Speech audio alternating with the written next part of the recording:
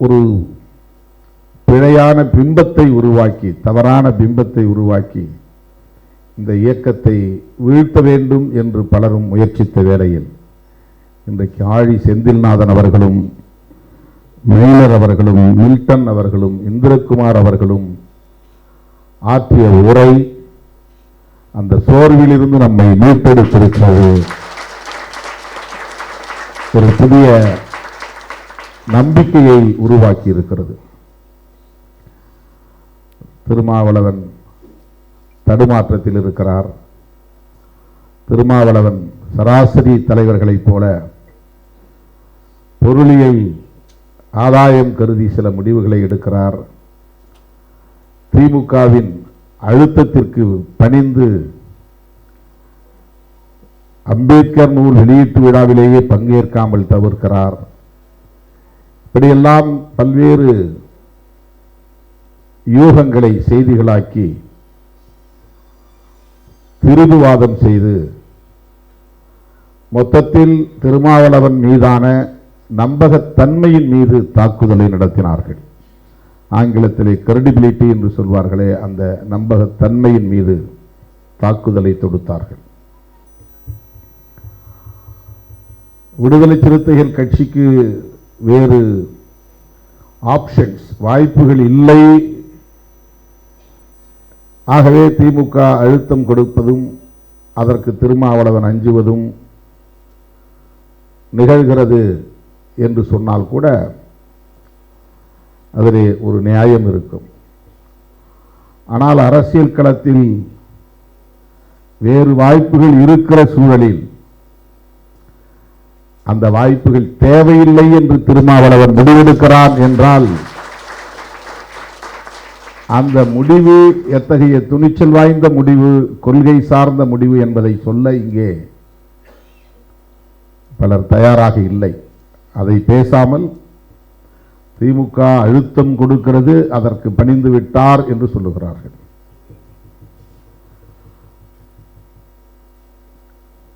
கடந்த நாடாளுமன்ற பொதுத் தேர்தலின் போதும் அல்லது சட்டமன்ற பொதுத் தேர்தலின் போதும் எண்ணிக்கை எங்களுக்கு பெரிதல்ல, நாட்டு நலன் முதன்மையானது, சனாதன சக்திகள் இந்த மண்ணில் வலுப்பெற்றுவிடக் கூடாது என்பதற்காக நாங்கள் இந்த கூட்டணியில் நீடிக்க விரும்புகிறோம் என்று நான் சொன்னேன்.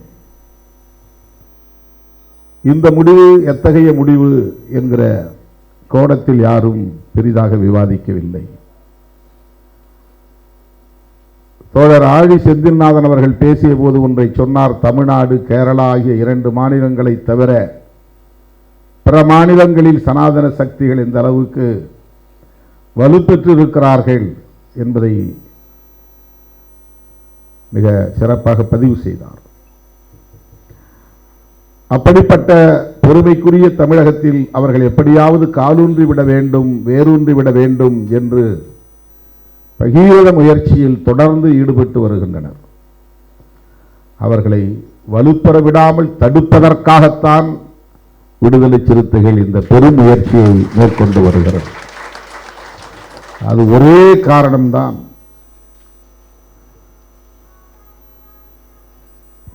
மற்ற இழப்புகளை பற்றி நாங்கள் கவலைப்படவில்லை.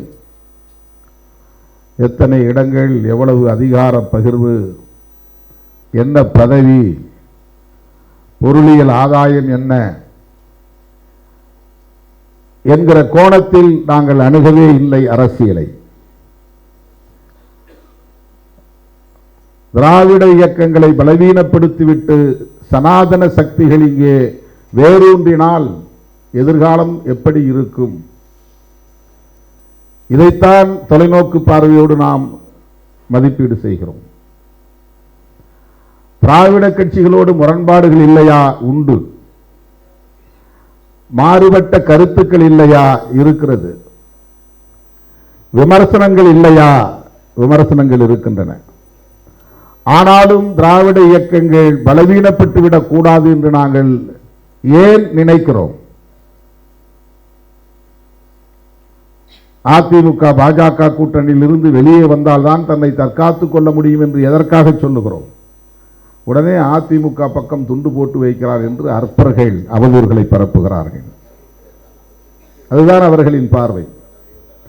அதிமுக பலவீனப்பட்டால் அந்த இடத்திலே பாஜக வந்து அமர்ந்துவிடும் என்கிற கவலை. அதுதான் விடுதலை சிறுத்தைகளின் பார்வை, திருமாவளவனின் பார்வை. திமுகவை விமர்சிக்கிறோம் என்கிற பெயரில் ஒட்டுமொத்த திராவிட அரசியலையே விமர்சிப்பது எவ்வளவு ஆபத்தானது. திராவிட அரசியலையே வீழ்த்துவது யாருடைய நோக்கம்? வீழ்த்த வேண்டும் என்பது யாருடைய நோக்கம்? நீங்க திமுக என்கிற அரசியல் கட்சியை விமர்சிப்பது என்பது வேறு. அது ஒரு தேர்தல் கட்சி, ஆண்ட கட்சி, ஆண்டு கொண்டிருக்கிற கட்சி. விமர்சிப்பதற்கு ஏராளமான வாய்ப்புகள் இருக்கின்றன, விமர்சிக்கலாம். ஆனால் ஒட்டுமொத்தமாக திராவிட அரசியலையே பிழை என்று பேசுவது சனாதனத்திற்கு துணை போகிற ஒரு அணுகுமுறை என்பதை சுட்டிக்காட்டாமல் இருக்க முடியாது, கண்டிக்காமல் இருக்க முடியாது, அம்பலப்படுத்தாமல் இருக்க முடியாது. திமுகவுக்கு முட்டுக் கொடுக்கிறீர்களா என்று கேட்கிறார்கள். திமுக திராவிட அரசியலை பேசுகிற ஒரு அரசியல் கட்சி. திராவிட அரசியல் என்பது திமுக அரசியலோடு மட்டுமே சுருங்கிவிடக்கூடியதல்ல. திராவிட அரசியல் என்பது ஒரு நெடிய பாரம்பரியம் உள்ள ஆரிய எதிர்ப்பு அரசியல், பார்ப்பனிய எதிர்ப்பு அரசியல், சனாதன எதிர்ப்பு அரசியல். அந்த அடிப்படையை நாம் புரிந்து கொள்ள வேண்டும். ஆகவேதான் என்ன பாதிப்புகள் நேர்ந்தாலும், என்ன இழப்புகள் நேர்ந்தாலும், எந்த விமர்சனங்கள் வந்தாலும் திராவிட முன்னேற்ற கழக கூட்டணியில், மதசார்பற்ற முற்போக்கு கூட்டணியில், விடுதலை சிறுத்தைகளும் சேர்ந்து உருவாக்கிய கூட்டணியில் நீடிப்பது என்கிற முடிவை நாங்கள் எடுக்கிறோம் என்றால் அந்த துணிச்சலை பாராட்டுவதற்கு பதிலாக திமுகவுக்கு முட்டுக் கொடுக்கிறார்கள், திமுகவின் அழுத்தத்திற்கு பணிகிறார்கள் என்று விமர்சிக்கிறார்கள். அப்படிப்பட்ட அற்பர்களின் அவதூறுகளுக்கு இடையிலே ஆயுள் செந்திநாதன் போன்றவர்கள் விடுதலை சிறுத்தைகள் மீது வைத்திருக்கிற அந்த நம்பிக்கையை எண்ணி நான் பெருமைப்படுகிறேன், மகிழ்ச்சி அடைகிறேன், நன்றி சொல்ல கடமைப்பட்டிருக்கிறேன். இன்றைக்கு அம்பேத்கர் குறித்த விவாதம் தேசிய அளவில் என்பதை விட உலக அளவில் விரிவடைந்திருக்கிறது. உலக அளவில் புரட்சியாளர் அம்பேத்கர் அவர்களை பற்றி ஆதரித்தோ எதிர்த்தோ பேசுகிற இந்த விவாதத்தை தான் நான் என்னுடைய ட்விட்டர் பக்கத்திலே பதிவு செய்கிற போது புரட்சியாளர் அம்பேத்கர் விஸ்வரூபம் எடுக்கிறார் என்று பதிவு செய்கிறேன். விஸ்வம் என்றால் உலகம், ரூபம் என்றால் வடிவம். உலகளாவிய வடிவத்தை, உலகளாவிய பேருருவை அவர் மேற்கொள்கிறார் என்று சொன்னதன் பொருள் விண்ணுக்கும் மண்ணுக்கும் அவர் அவதாரம் எடுக்கிறார் என்கிற பொருளில் அல்ல, உலகளாவிய விவாதத்தை எழுப்பக்கூடிய ஒரு கண்டென்ட்டாக மாறி இருக்கிறார், ஒரு பொருளாக மாறி இருக்கிறார். உலகமெங்கும் ஜனநாயகத்தை பேசுகிற அனைவரும் புரட்சியாளர் அம்பேத்கரை பேசுகிறார்கள். நாடாளுமன்ற ஜனநாயகத்தை பேசுகிற அனைவரும் புரட்சியாளர் அம்பேத்கரை பேசுகிறார்கள். ஐநா பேரவையில் அவருடைய 125வது பிறந்த நாள் கொண்டாடப்படுகிறது. உலகத்தின் பல நாடுகளில் அவருடைய திருவுருவச் சிலைகளை திறந்து வைத்து அவருக்கு சிறப்பு செய்யப்படுகிறது. இன்றைக்கு அந்த விவாதம் மேலும் மேலும் விரிவடைந்திருக்கிறது. ஆகவே அவர் உலகளாவிய பேருருவை மேற்கொள்கிறார் என்று நாம் பதிவு செய்தோம். அம்பேத்கர் கொண்டாடப்படுகிறார் என்றால் அம்பேத்கருடைய சிந்தனைகள் கொண்டாடப்படுகின்றன. அம்பேத்கர் வகுத்தளித்த அரசமைப்பு சட்டம் விவாதிக்கப்படுகிறது. 75 ஆண்டுகள். ஆகவே இதை கொண்டாட வேண்டிய கட்டாயம் அரசுக்கு நேர்ந்தது. கான்ஸ்டிடியூஷன் டே நவம்பர் 26. ஆகவே சிறப்பு அமர்வாக 2 அவைகளையும் ஒரே இடத்தில் கூட்டி குடியரசுத் தலைவர் உரையாற்ற வேண்டிய ஒரு தேவை எழுந்தது.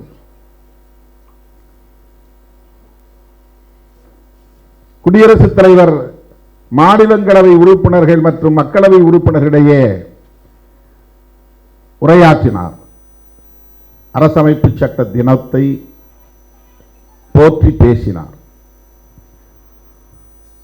அரசமைப்பு சட்ட நாள் என்று நவம்பர் 26 ஏற்கனவே கடைபிடிக்கப்பட்டு வந்தது என்றாலும் கூட அது வெகு மக்கள் கடைபிடிக்கக்கூடிய ஒரு நாளாக இந்த பிஜேபி ஆட்சி காலத்தில் தான் அதிகாரப்பூர்வமாக அறிவிக்கப்பட்டது.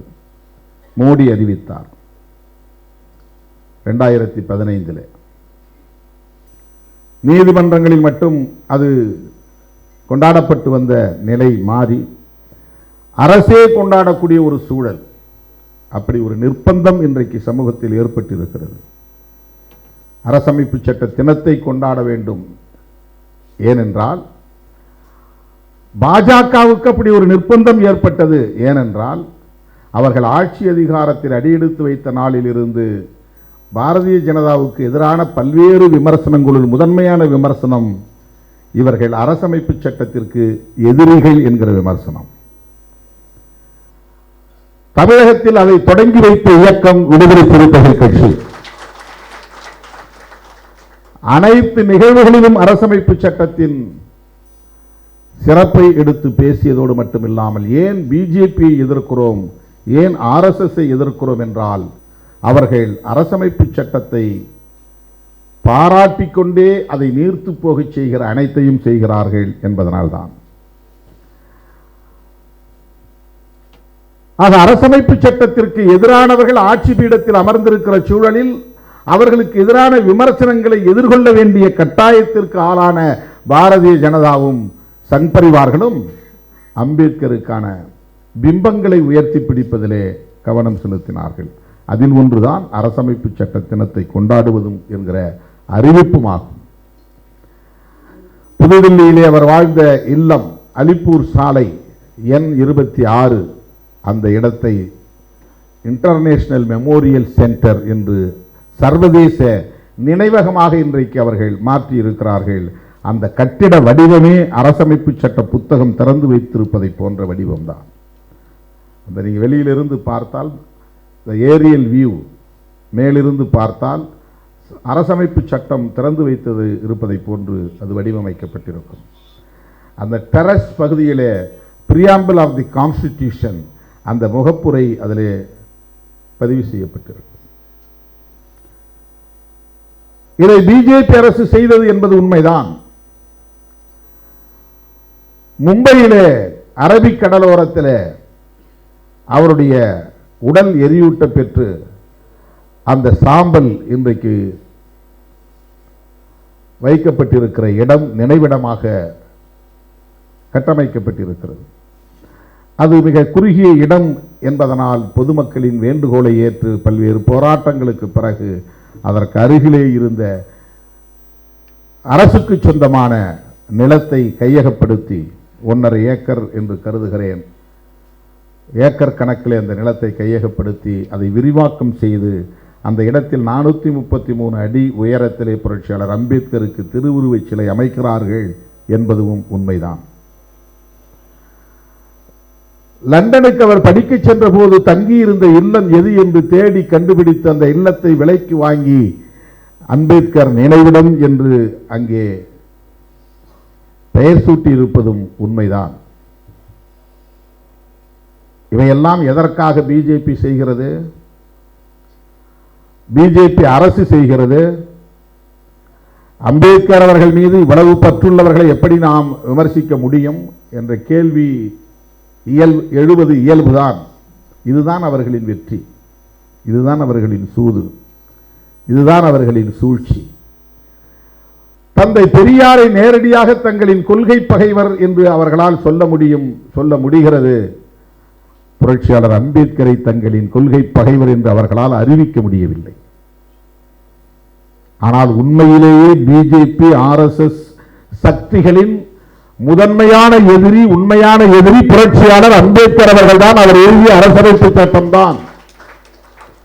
இதை அவர்களால் சொல்ல முடியாது என்பதுதான் பாலிடிக்ஸ், அதுதான் அரசியல். அகில இந்திய அளவில் புரட்சியாளர் அம்பேத்கரை நம்பக்கூடிய மக்கள் எண்ணிக்கை என்பது, இந்த சமூகத்தினரின் எண்ணிக்கை என்பது மிகப்பெரிய சக்தி. அவர்கள் வாக்காளர்களாக இருக்கிறார்கள். 30 கோடிக்கு மேலான அந்த மக்கள் யார் பக்கம் நிற்கிறார்களோ, யாருக்கு வாக்களிக்கிறார்களோ அவர்கள் ஆட்சி அதிகாரத்தை கைப்பற்றக்கூடிய வாய்ப்பை பெறுகிறார்கள். காந்தி காலத்திலிருந்து, அம்பேத்கர் வாழ்ந்த அந்த சமகால தலைவரான காந்தி காலத்திலிருந்தே இந்த ஒடுக்கப்பட்ட மக்கள், அவர்னாஸ், சாதிய சமூக கட்டமைப்புக்கு வெளியே இருந்து அதை எதிர்த்து கொண்டிருக்கிற மக்கள் காந்தியின் மீது நம்பிக்கை வைத்திருந்தார்கள், காங்கிரசின் மீது நம்பிக்கை வைத்திருந்தார்கள். அவர்களுக்கே தொடர்ந்து 100 விழுக்காடு வாக்களித்து வந்தார்கள். காங்கிரஸை அழித்தொழிக்க வேண்டுமானால் காங்கிரசுக்கு தொடர்ந்து வாக்களிக்கக்கூடிய தலித் மற்றும் பழங்குடி மக்களின் வாக்குகளை காங்கிரசுக்கு போக விடாமல் தடுக்க வேண்டும். தலித்துகள் மற்றும் பழங்குடியினரை நேரடியாக காங்கிரசுக்கு வாக்களிக்க வேண்டாம் என்று சொல்லி தடுக்க முடியாது. ஆகவே அந்த மக்கள் எந்த பிம்பத்தின் மீது நம்பிக்கை வைத்திருக்கிறார்களோ அந்த பிம்பத்தை தம்பயப்படுத்திக் கொள்ள வேண்டும், சுவீகரித்துக் கொள்ள வேண்டும், கையகப்படுத்திக் கொள்ள வேண்டும் என்கிற ஸ்ட்ராட்டஜி RSS உடைய ஸ்ட்ராட்டஜி. பெரியாரை எதிர்ப்பதனால் அவர்களுக்கு ஏற்படுகிற வாக்கு இழப்பு என்பது மிக மிக ஒப்பீட்டளவிலே சொற்பமானது.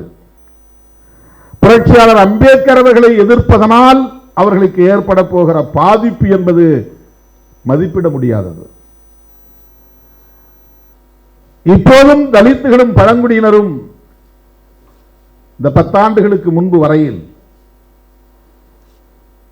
அவர்கள் காங்கிரஸ் மீது வைத்திருந்த நம்பிக்கை தான் பெருநம்பிக்கை.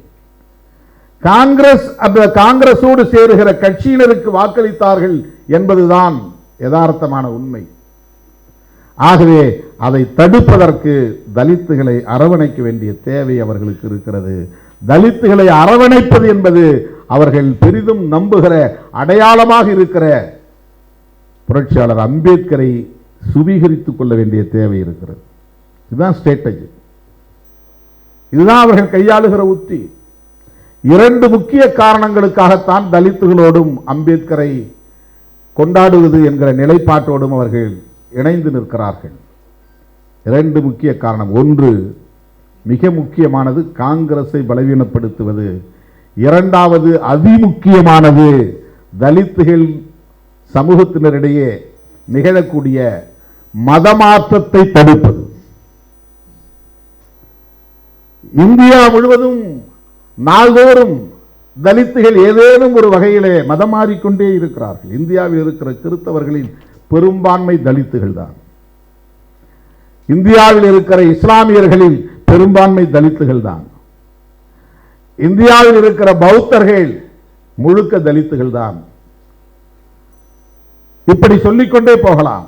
இந்து மதம் நாளுக்கு நாள் பலவீனமடைவதற்கு காரணம் இங்கே மாஸ் கன்வர்ஷன் நிகழ்ந்து கொண்டே இருக்கிறது. கிராமம் கிராமமாக மக்கள் வேறு மதங்களை தழுவுகிறார்கள்.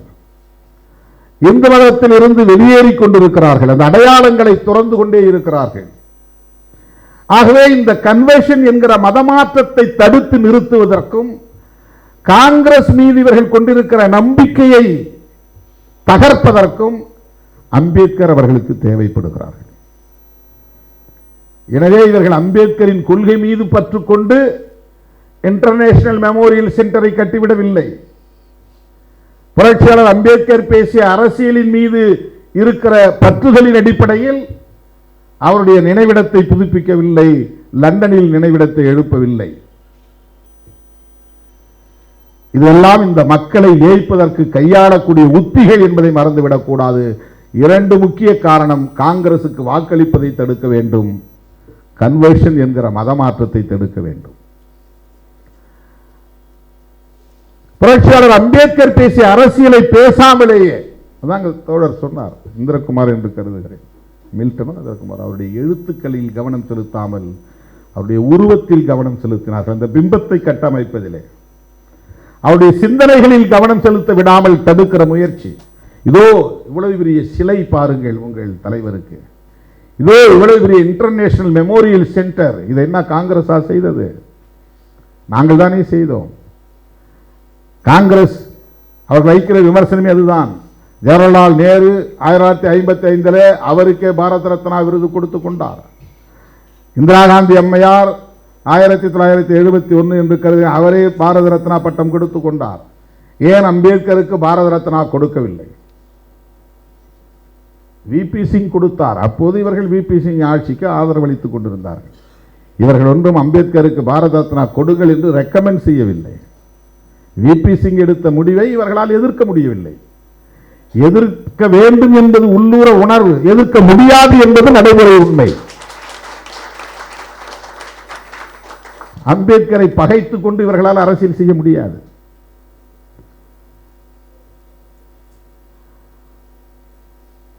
ஆகவே இவர்கள் அம்பேத்கரின் சிந்தனைகளை போற்றவில்லை.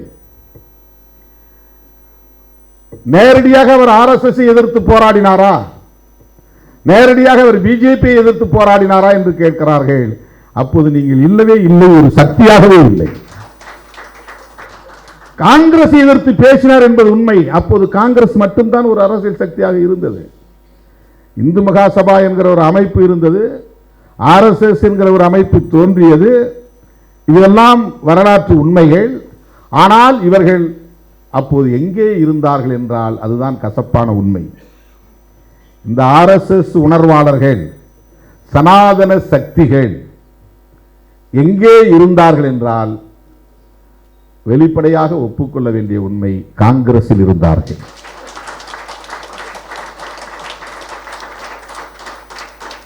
ஆகவே அம்பேத்கர் காங்கிரஸை எதிர்க்க வேண்டிய தேவை இருந்தது. அதற்கு ஒரே ஒரு சான்று சொல்கிறேன். சர்தார் பட்டேல் உள்துறை அமைச்சர். சர்தார்னா தளபதினு அர்த்தம், படை தளபதி. பட்டேல்ங்கிறது ஒரு சாதி பெயர். அவர் உள்துறை அமைச்சராக இருந்தார். அப்ப இந்தியாங்கிறது இப்ப நாம பார்க்கிற மாதிரி ஒரே இந்தியாவா கிடையாது. நாட்டுக்கு விடுதலை கொடுக்கிற போது பிரிட்டிஷ் இந்தியா வேறு, சமஷ்டி இந்தியா வேறு. சுதேச அரசுகள் சொல்லுவாங்க. பிரின்ஸ்லி ஸ்டேட்ஸ், மன்னர் ஆட்சி முறை இருந்த பகுதிகள் பிரிட்டிஷ் இந்தியா கட்டுப்பாட்டுக்குள் கிடையாது. Madras presidency British India. Travancore maharaja கட்டுப்பாட்டிலே இருந்தது பிரின்ஸ்லி ஸ்டேட், மன்னர் ஆட்சி முறை. ஹைதராபாத் நிஜாம், மைசூர் மகாராஜா, திருவாங்கூர் மகாராஜா, இப்படி இந்தியா முழுக்க சுதேச அரசுகள் இருந்தன. அதற்கு வெள்ளைக்காரன் சுதந்திரம் கொடுக்கவில்லை, கொடுக்க முடியாது. அவன் கட்டுப்பாட்டில் இருந்த மதராஸ் பிரசிடென்சி, சென்னை மாகாணம், பாம்பே பிரசிடென்சி, பம்பாய் மாகாணம், பெங்கால் பிரசிடென்சி. அப்போ வங்கம் பிரிவினை அடையாமல் இருந்த நேரம். இப்ப பங்களாதேஷ் இருக்கு இல்லையா, பங்களாதேஷ் அப்ப ஒரு தனி நாடாக மாறாமல் இருந்த போது அது பெங்கால் பிரசிடென்சி. இது வெஸ்ட் பெங்கால், அது ஈஸ்ட் பெங்கால். அது பங்களாதேஷாக மாறிவிட்டது. வெஸ்ட் பெங்கால் இந்தியாவுக்குள்ளே இருக்கு. ஆனால் அது ஒட்டுமொத்தமா பெங்கால் பிரசிடென்சி என்று இருந்தது. சென்ட்ரல் பிராவின்சஸ் இருந்தது. இதெல்லாம் வெள்ளைக்காரன் கட்டுப்பாட்டுக்குள்ளே, ஆங்கிலேய ஏகாதிபத்தியத்தின் கட்டுப்பாட்டுக்குள்ளே இருந்த பகுதிகள். இதை இல்லாமல் சுதேச அரசுகளாக மன்னர் ஆட்சி முறை ஆங்காங்கே இருந்தது. அவர்களை எல்லாம் ஒன்று சேர்க்கிற முயற்சி உள்துறை அமைச்சர் என்கிற முறையிலே அவருக்கு அந்த கடமை இருந்தது, அந்த டியூட்டி இருந்தது. அதனால் எல்லாரையும் கூப்பிட்டு வச்சு பேசினாங்க. பண்டிட் ஜவஹர்லால் நேரு, சர்தார் பட்டேல், நீங்கள் எங்களோட சேர்ந்துரு, எங்களோட சேர்ந்துரு, எங்களோட சேர்ந்துருன்னு எல்லாம் சேர்ந்துட்டாங்க. ஹைதராபாத் நிஜாம் முடியாதுன்னார். இந்த தெலுங்கானா பகுதி இருக்கு பாருங்க, அது முடியாது.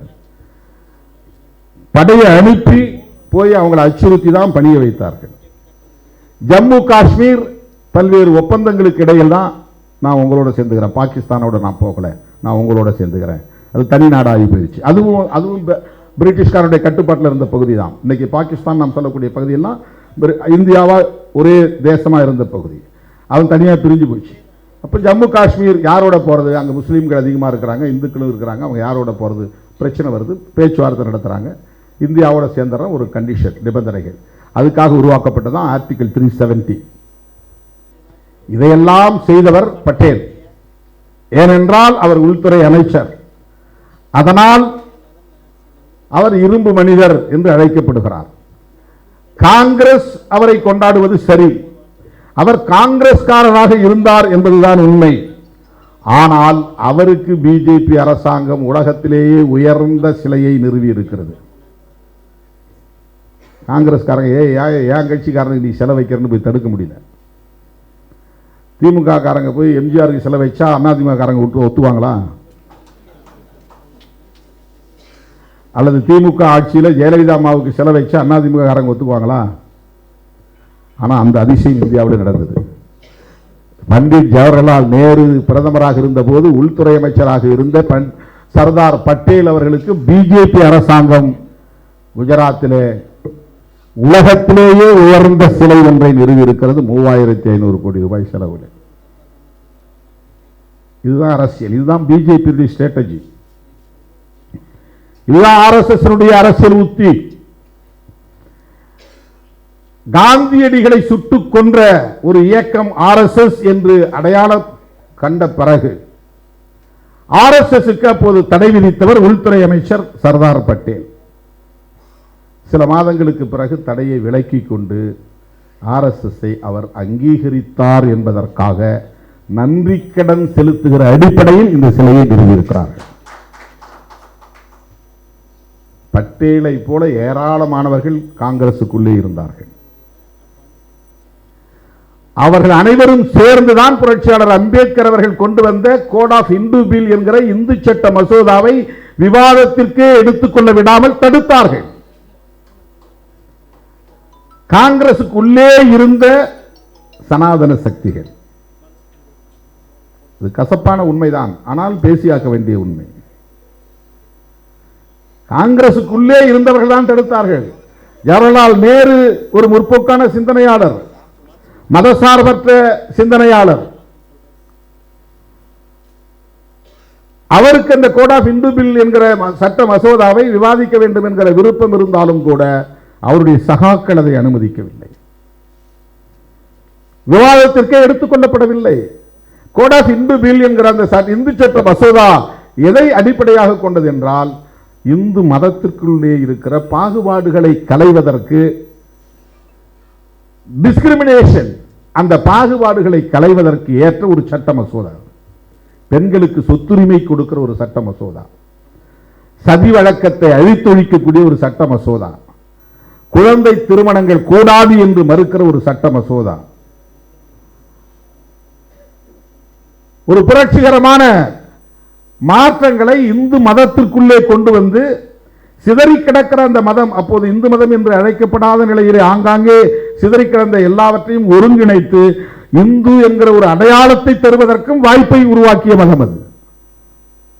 ஒரு யூனிஃபைடு ரிலீஜன், அதை உருவாக்குவதற்கான ஒரு சட்டம் மசோதா. அதை கொண்டு வரக்கூடாது என்று பெண்களை கொண்டே போராட வைத்தவர்கள் RSS, இந்து மகாசபா. நாடாளுமன்றத்திற்கு முன்னால் நூற்றுக்கணக்கான பெண்களை கொண்டு வந்து புரட்சியாளர் அம்பேத்கருக்கு எதிராக ஆர்ப்பாட்டம் நடத்த வைத்தவர்கள். அதை விவாதத்திற்கே எடுத்துக் கொள்ளவில்லை. அதில் தான் கோபப்பட்டு வெளியே வர ராஜினாமா செய்கிறார் புரட்சியாளர் அம்பேத்கர்.